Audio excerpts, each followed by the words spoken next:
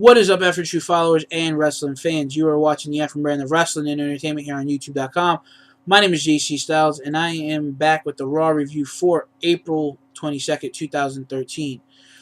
Now, before I get into this video, I just want to apologize in advance for this video being all over the place. I had some tragedy strike my family yesterday, and we're in the process of going and trying to schedule everything that we need to schedule, and my mind is elsewhere tonight. I wanted to get this video up for you guys so you had something to watch and leave your thoughts on.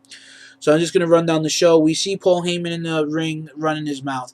Then says he got an email from Triple H saying that he's going to give the answer to Brock Lesnar if he accepted the challenge or not to Brock next week.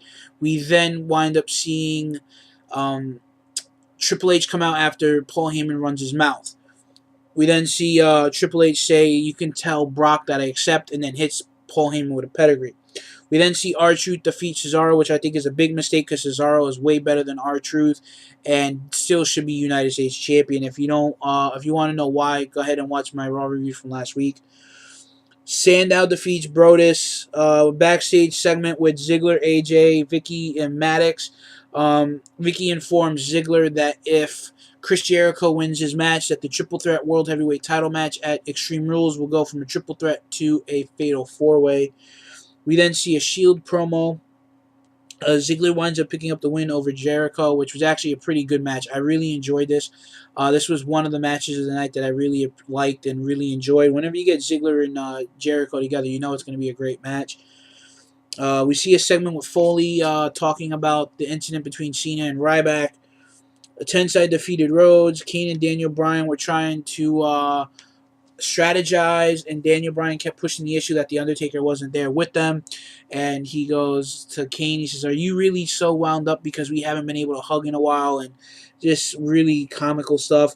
And then when they wind up getting attacked by the Shield, we see video highlights from the tag team match between Orton and Sheamus versus Show and Henry from SmackDown. Ryback then answers some of the things that Foley said in his interview.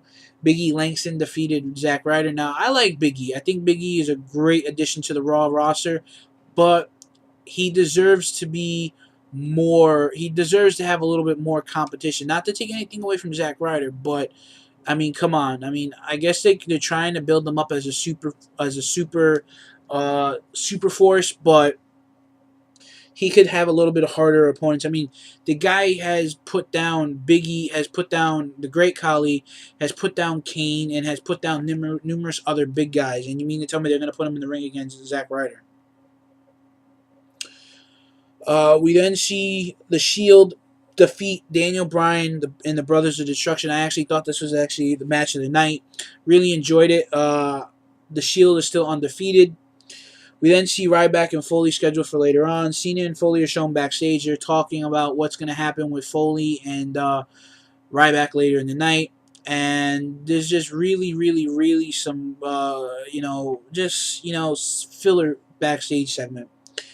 We then see Fandango defeat home countryman William Regal. And that was good to see in nostalgia. We got to see William Regal come up from NXT and compete tonight.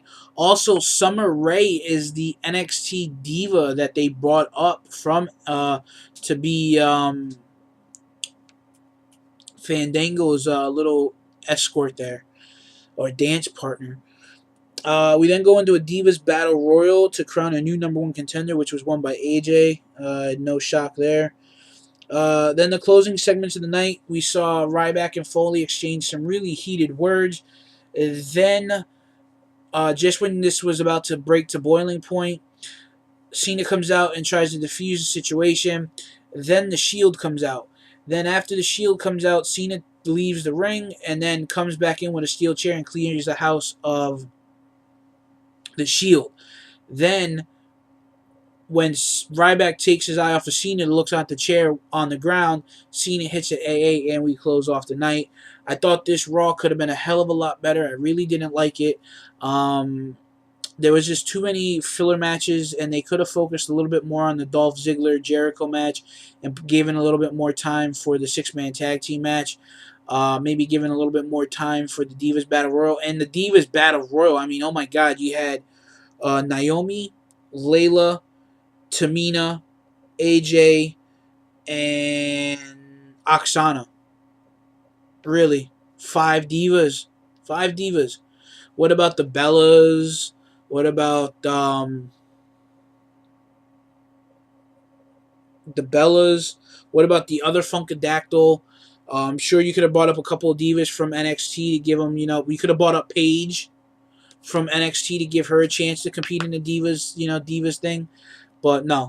Um, just a really poor Raw tonight. Really don't care about the ratings and scores. And honestly, in my mind, I give this Raw a thumbs down. And I think it could have been better. Don't want to really bash it. I don't want to say it was garbage. I mean, there was some good matches, but it could have been a lot better in my book. They focused too much on the mid card and didn't focus much on the 2 main event matches that they had on the show. So, guys, leave your comments in the comment box below and let me know your thoughts and opinions and what you thought of Raw. And I just want to say thanks for watching and stay tuned.